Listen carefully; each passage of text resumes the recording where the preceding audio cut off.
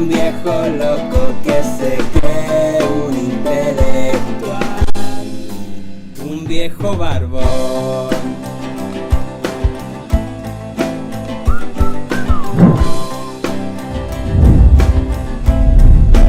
Un viejo barbón.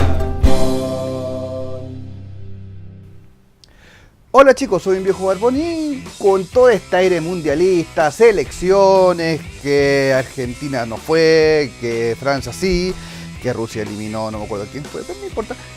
Obviamente hay que aprovechar la ola. ¿Y qué es lo que vamos a hacer? Una lista de 5 de qué cosas vamos a hablar.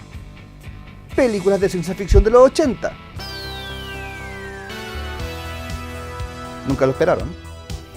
Para una persona como yo que fue criado durante la década de los 80, las películas de esa época tienen un montón de nostalgia. Anteriormente había hablado acerca de las películas de ciencia ficción de los 70, que eran básicamente un reflejo de cómo estaba la sociedad en ese momento. Pero ya con los 80 y bueno, obviamente con la fama que tuvo en 1978 el estreno de La Guerra de las Galaxias o actualmente Star Wars A New Hope, Hollywood y bueno, cualquier productora cinematográfica que tuviese un par de pesos en productos de limpieza industriales podía hacer su propia película de ciencia ficción, agarrando obviamente la temática Star Wars, es decir, un jovencito que trata de derrotar un imperio oscuro malvado y con la ayuda de sus amigos, incluido su patiño que es un robot, lo logra hacer. Sí, hay más películas que no abarcan en la lógica de Star Wars en la ciencia ficción, así que solamente vamos a hablar de 5 películas de ciencia ficción que van a servir como ejemplo de lo que se está desarrollando en esa época para el entretenimiento o el cine. Mark Hamill, Elf, and many more. Número 5. Si vamos a hablar de esta película, obviamente tenemos que hablar de su predecesora, que es básicamente la primera parte. 2001, Odisea en el espacio. Se transformó por la obra de Stanley Kubrick en una de esas películas de ciencia ficción que se transformaron en una obra de arte. O si son niños de esa época, una wea terriblemente fome para dormir los primeros 20-25 minutos. Y para los que no sabían, 2001 es una serie de libros del escritor Arthur C. Clarke que abarca desde la primera película, que sería 2001, que obviamente es un libro, hasta el 3001 Odisea Final, que se intentó con Tom Hanks hacer una serie de televisión, nunca se funcionó. Pero entre medio de esa película y la final que nunca se hizo, existió 2010 Odisea en el espacio, que es de 1984. La película ocurre 9 años después de los sucesos de la primera película.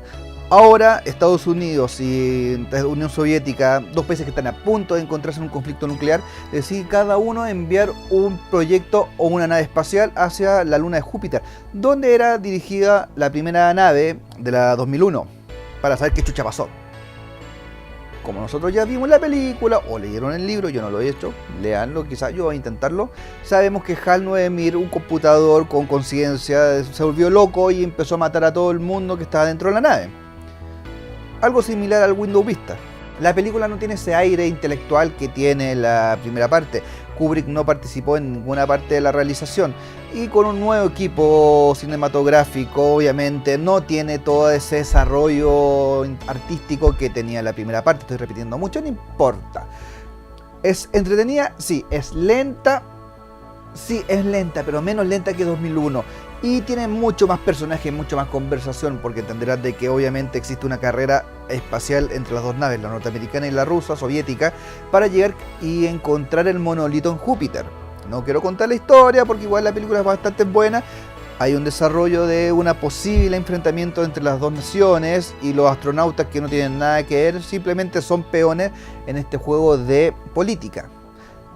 ¿Por qué lo coloqué en el número 5? Como dije, es lenta y si a ustedes no les gusta la ciencia ficción estilo 2001 van a encontrar más lenta esta película que la anterior. Pero si ustedes son fanáticos de la obra de Arthur C. Clarke, obviamente ya saben de esta película. Y si les gustó la primera parte, vean la segunda, un buen desarrollo de la historia y dejan varias cosas más o menos claras que se tenían de duda de la primera película.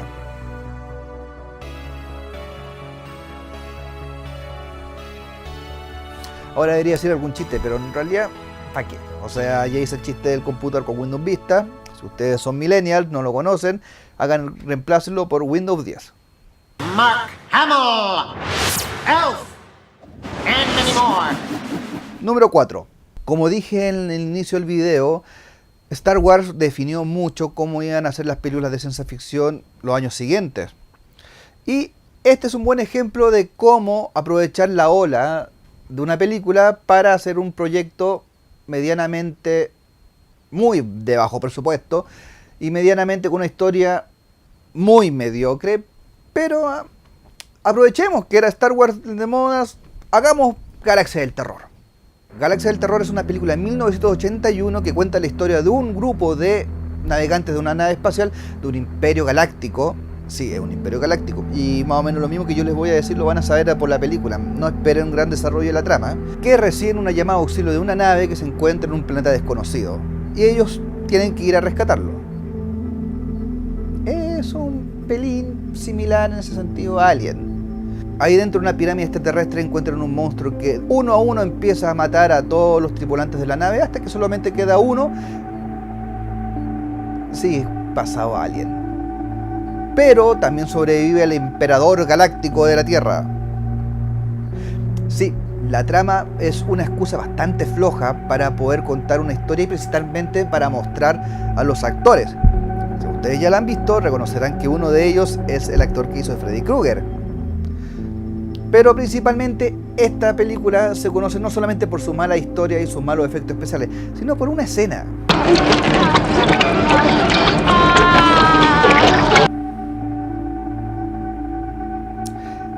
No sé qué le habrán dicho a la actriz, pero por lo menos tendría que poner cara de terror.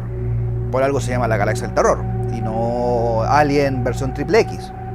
Así que el número 4 es una película de muy bajo presupuesto, donde los actores, hay varios conocidos, en esa época eran bastante conocidos, trataron de salvar un poco con su actuación una historia bastante, no sé si decir mala, digamos que es hueona y autocomplaciente para hacer una película de ciencia ficción de terror que comenzó con un monstruo calentón y terminó con una ampolleta humana. No es el mejor chiste que tengo, pero lo mejor que explica al personaje. Mark Hamill, Elf, and many more. Número 3. Otra cosa que tenía en la década de los 80, aparte de esa hombrera gigante que usaban hombres y mujeres que servía para amortiguar la caída de un edificio, era el enfrentamiento o guerra fría entre la Unión Soviética y Estados Unidos.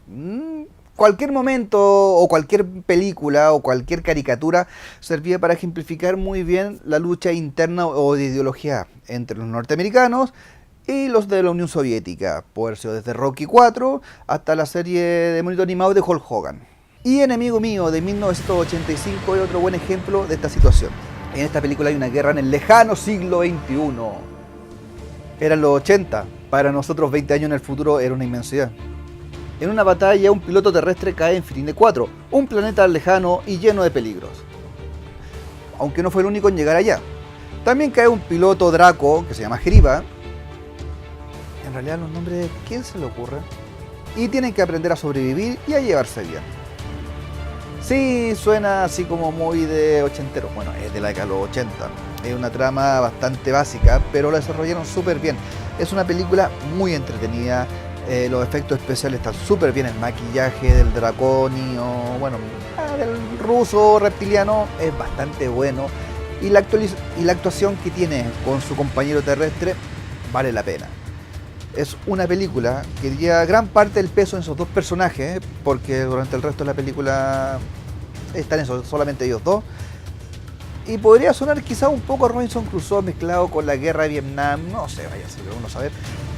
Pero como película de ciencia ficción es muy entretenida, desarrollan muy bien lo que sería la cultura de los draconianos y cómo los humanos los ven casi como criaturas sin mente. Al principio de la película, cuando los dos están dentro del planeta y se encuentran por primera vez, cada uno teme del otro, principalmente por ignorancia. Y más adelante en la película, conocerse más, terminan siendo, digamos que hasta amigos.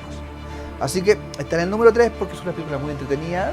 No está más arriba porque creo que a pesar de todo sigue siendo una campaña política, ideológica contra los soviéticos a favor de los gringos. Si la vayan a ver, se van a dar cuenta por qué. Pero es un buen referente a que la política siempre estuvo metida dentro del cine, en especial de los 80, y que lamentablemente todavía está. Mark Hamill, Elf, and many more. Número 2. Cuando uno habla de John Carpenter, habla de un director de cine que ha hecho un montón de películas, empezando obviamente con la más conocida, que es Halloween, y con las películas de ciencia ficción terror que vendría siendo La Cosa, bueno, Escape de Nueva York, Escape de Los Ángeles, Escape del Barrio Chino, el tipo está obsesionado con la palabra escape, y entre medio de todas esas películas que lo transformaron casi en un director de culto, descartando Vampiros de John Carpenter, que es un verdadero basofia, una mierda, él hizo una película en 1984, Starman. En Starman, una nave espacial cae a la Tierra y el piloto asume la forma del marido muerto de la protagonista, que le ayuda a escapar de los malvados militares. ¿Por qué siempre los militares siempre son malos? No puede ser, no sé, un soldado o un teniente o un general que tenga más de 2 dedos de frente y que vea, esto es una oportunidad para poder entablar relaciones con el extraterrestre, o quizá, no sé, en vez de dispararle y que nos dispare con su arma espacial, veamos qué quiere.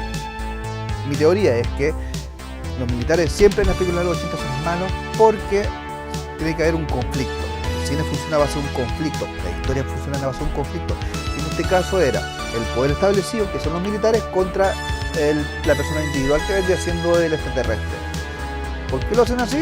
Porque tiene que crearse una historia. Starman, aparte que se llama el título de una canción de David Bowie, la película fue bastante buena dentro de la taquilla. No tanto como para transformarse en un clásico del cine, pero sí lo suficiente para que 2 años después tuviese su propia serie de televisión. Ahí el extraterrestre vuelve después de 14 años para encontrar a su hijo, sí, en algún momento tuvo sexo con la humana, y encontrar a la madre que está desaparecida. ¿Fue buena? Quizás. ¿Fue entretenida? Sí, fue muy entretenida y complementa muy bien lo que sería Starman, la película. Obviamente no son los mismos actores, sino porque la primera es Jeff Bridges y en la segunda un actor de los 80. Mark Hamill, Elf, and many more. Y el número uno, ya que hay que ponerse cómodo porque uno va a hablar harto. El número 1 es lo que yo llamo la suma de todos los clichés de la ciencia ficción en los 80. Es una película espacial, con naves, con peleas, con personajes humorísticos, con momentos dramáticos, con un robotito, con un imperio. Aparece Ron Perlman, así que buena calidad. Aparece Angelica Houston, así que estamos hablando de Los Piratas del Hielo. Los Piratas del Hielo de 1984 trata de una galaxia muy lejana y no es Star Wars, donde un imperio espacial controla el poco agua que queda. Allí, 2 piratas espaciales son comprados por una princesa espacial para encontrar a su padre espacial. En los 80 todo tenía que terminar con espacial, porque si no la gente no sabía que estaban hablando de una película del espacio. Podría hablar de la película, pero ¿para qué? Véanla, yo la recomiendo mucho. Aparte de los actores que aparecen, Angelica Houston, Ron Perlman, Parma, es la película más entretenida que he visto en televisión abierta cuando en mi infancia. Imagínense que yo la vi en el 7 y aún así me acuerdo, por eso está en la lista. Es una cuestión llena de clichés, donde los piratas espaciales usan sable, donde usan pata de palo, no estoy weando, o parche en el ojo, creo que hay hasta un loro. El imperio es malo hasta la médula y nunca he entendido muy bien por qué un imperio malvado funciona muy bien en el espacio donde hay tanta gente y tecnología. Bueno, todo eso no vaya.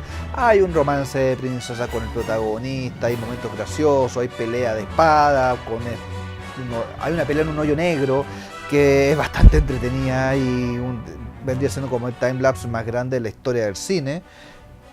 En general, Los Piratas del Hielo es un muy buen ejercicio para ver. Los buenos no se lo toman tan en serio. Es ciencia ficción con cierto toque de humor, pero no es lo que llamaremos parodia como Spaceball. Pero tampoco es una película seria como 2001. Es el punto medio. Los tipos, hay situaciones que las toman muy en serio y hay momentos que los buenos se ríen hasta ellos mismos. Cuando las peleas de naves espaciales principalmente son una pantalla de Atari donde el protagonista está jugando un juego de Atari. No me pregunten cuál es, no lo reconocí, pero sé que es Atari.